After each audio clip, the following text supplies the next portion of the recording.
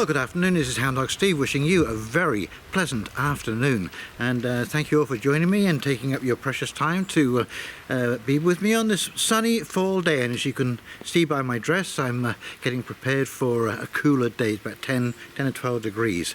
So a quick update here. There's been some quite dramatic changes, or there will be some quite dramatic changes to my life.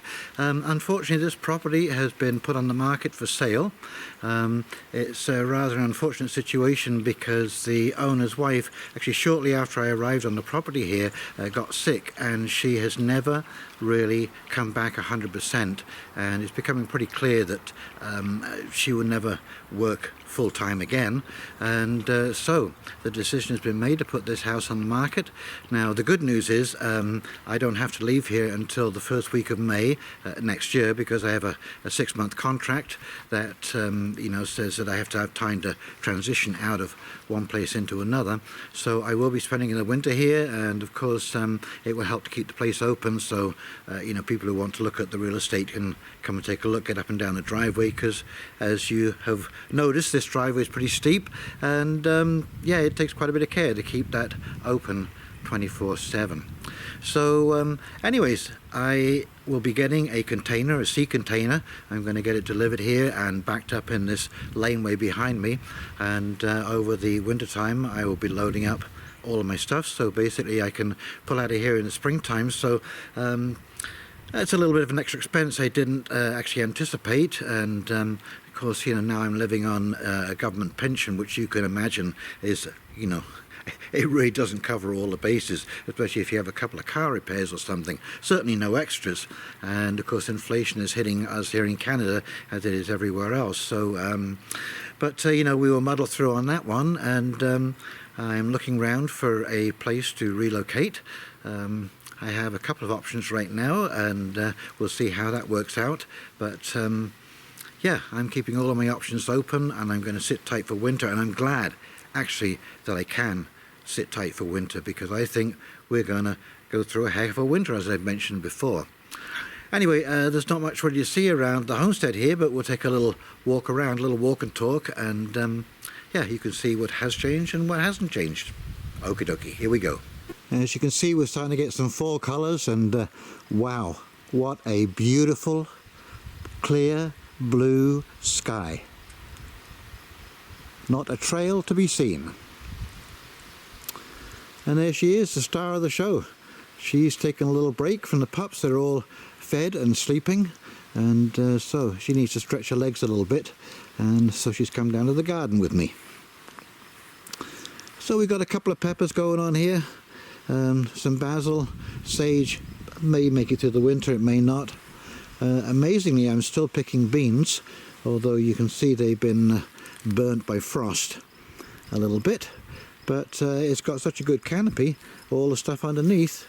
I don't know if you can see in there, there is I'll be eating beans for a little while yet.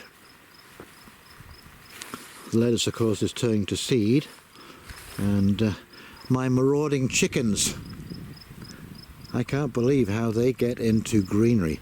It's I thought they would just pick the bugs, I thought they would be choosy, but nope. They eat every green thing in sight. What I did do is I turned over this bed and refertilized, and I have planted a second crop of beets, and there are some lettuce in there as well, as along with cilantro and dill. These are all good fall weather crops, because we're looking at another month of tolerable weather. Certainly not winter weather. It'll be interesting to see what winter we do get this year. I've been hearing that we're supposed to get quite a change in our winters, an early onset, and it's because it's to do with the amount of snowfall in Siberia right now pushes the polar vortex down over North America.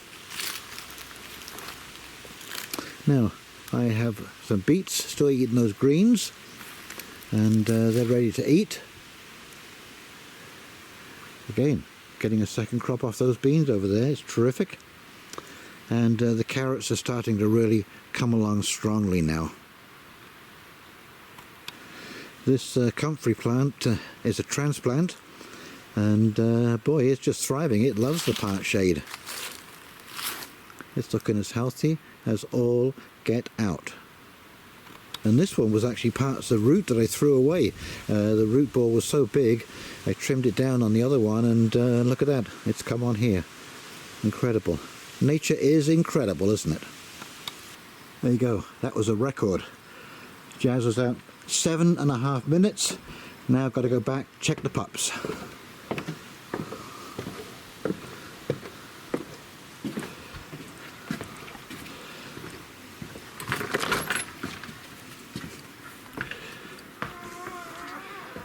And how are they doing?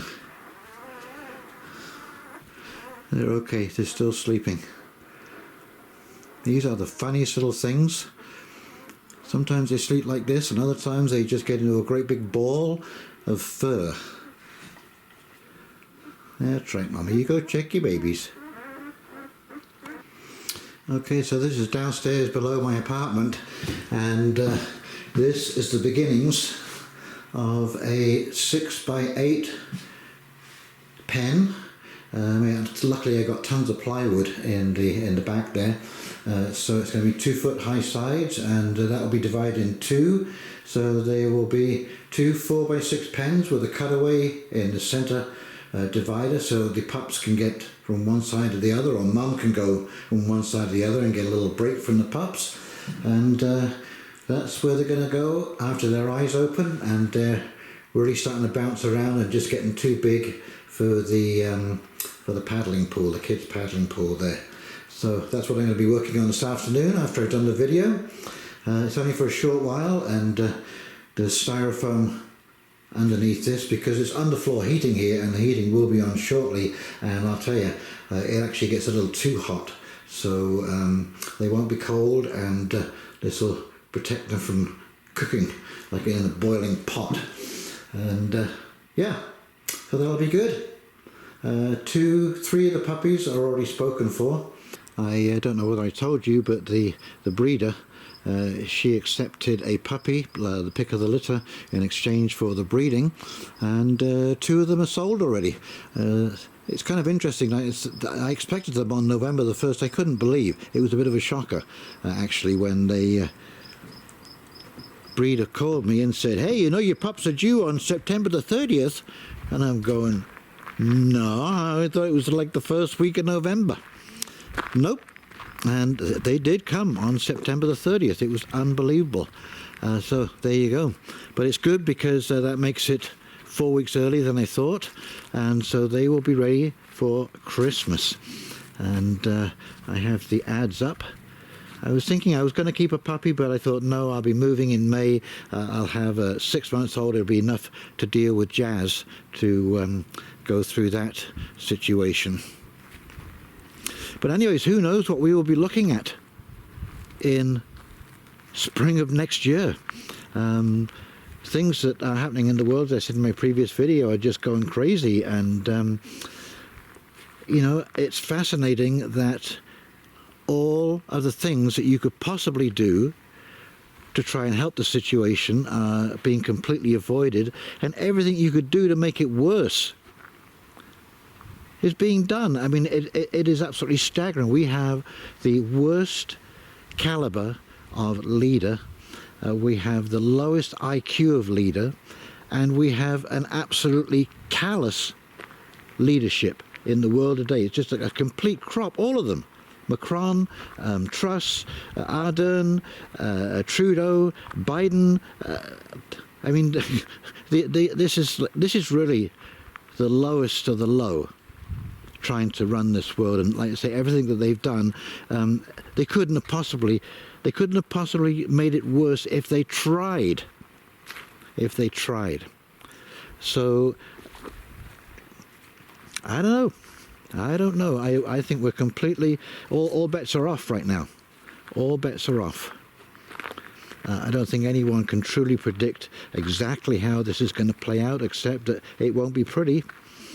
I was just watching a video, and they were talking about that this was a way to introduce food rationing cards because the whole food system is crashing.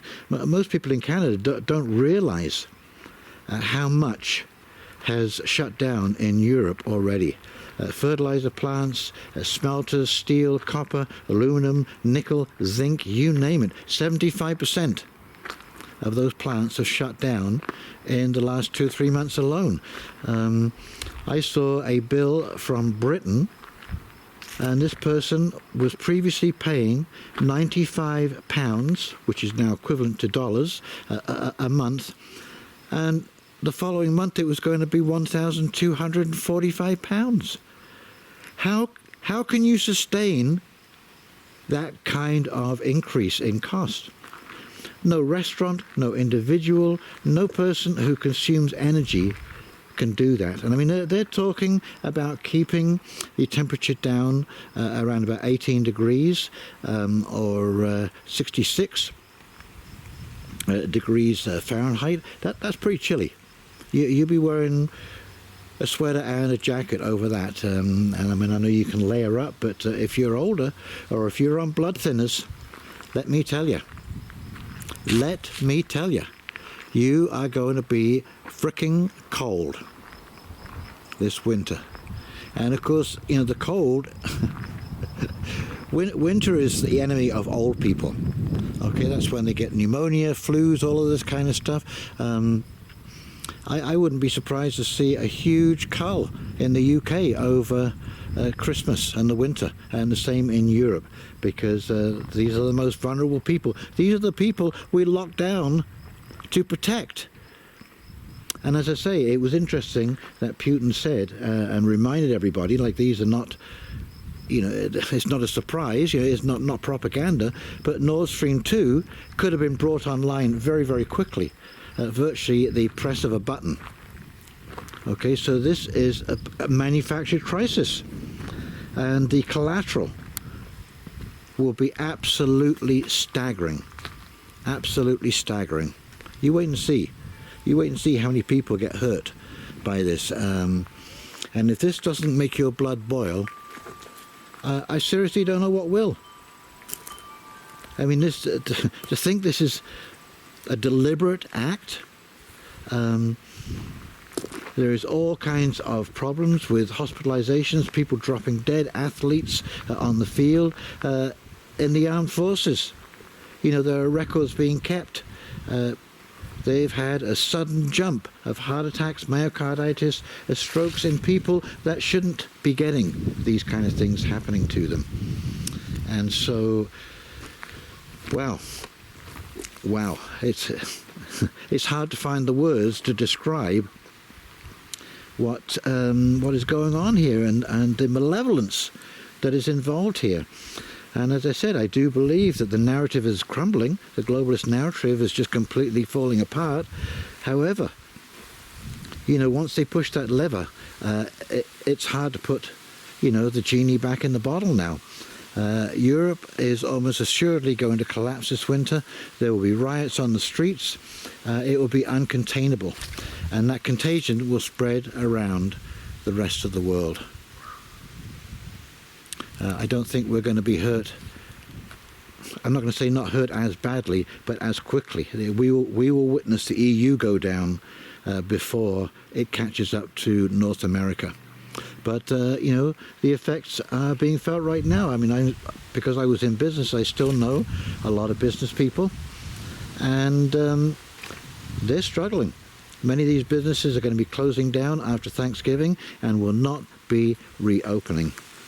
And so these places will sit empty. Who is going to start a business in this kind of economic climate when you can't guarantee availability or price, when you can't guarantee that your customer can afford your product, when you can't guarantee that you can find enough help when you need them on the night? You know, when there's 100 guests suddenly show up at your restaurant and your help's got to be up and ready to go.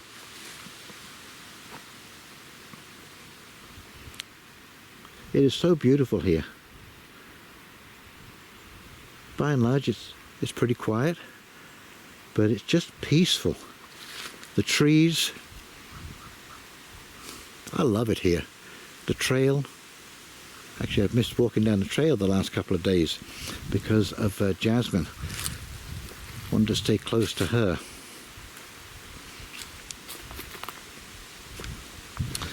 And hey, maybe I'll be able to even take some compost with me when I leave, in some bags, to get the new compost pile going. So as I said before, I hope you spent this summer preparing. I am ready to go for winter time. My wood is dry and stacked, and whatever goes on, I'll be eating eggs.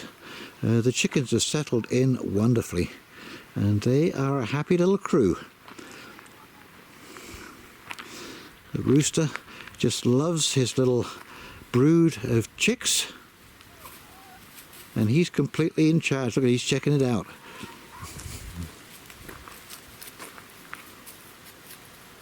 I'm getting about 5 eggs a day. One did die, unfortunately. I found it lying on its side on the ground. There was no signs of injury. Jazz wasn't out, so it wasn't her. I am thinking that it just had a heart attack. These crosses are prone to that kind of stuff. They grow quite quickly, and I've given them kind of unlimited access to food. That's all I can think of. There was no other signs, there was no marks, just laying on its side, dead. Anyway, I'll tell you, when I get up in the morning and let them out, once they're fed, they are eager to come out here and start pecking around. And they're actually very peaceful to watch. And they're so funny when they run. And they sometimes run for no reason. They'll just pick up and take off. Anyway, I'm glad that they have had a life. You know, when I think of some of these factory farming techniques, you know, why couldn't people have a few backyard chickens like this and appreciate being close to nature? And of course, that's what we will be doing. You know, you'll find that people will be forced to do this kind of stuff, just like they did in the Second World War. And nobody complained, nobody ratted anybody out, because we were all doing the same. Well, not me, I wasn't in the war, but my parents, my grandparents, they told me stories. They told me stories of what happened during the war, and the black market, and you know, farmers selling a bit of meat on the side, and so on and so forth. And people had to do that to survive. You know, rationing was unbelievable. It was an unbelievable hardship on the people, and so that's what they had to do. Victory gardens. Victory gardens. And I'll tell you, this lifestyle that is coming up, it is not for the weak of heart. And I was watching something the other day about hygiene and so on and so forth, and you know, I've actually had to force myself to get dirty and stay dirty so that I can not let it bug me. You know, I go out kayaking into the bush, and you know, I end up walking through swamps, and you know, have mud oozing through my toes and that kind of stuff, and you know, eating food with dirty hands and not worrying about it. Because we've all gotten a little soft. We've all gotten a little soft over the years, and I'll tell you, this is going to toughen people up like nobody's business. There she is, start of the dog pen. And there you go, there's the base set down. There's a styrofoam, 2-inch styrofoam, blue styrofoam under that, a tarpaulin, stop any moisture from going through, and there's the base. Actual divider, and a little cutaway for Mom to be able to jump over and get some peace and quiet from the pups.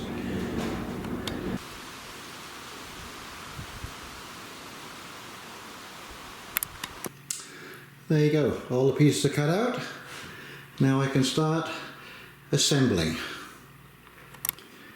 And there you are, finished. I just got to get a couple of hinges for the gate so that the doggies can jump out. But yeah, this will be their home until departure, just before Christmas.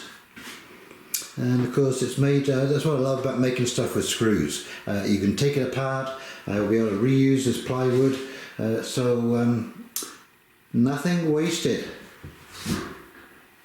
I think they'll be pretty happy with that.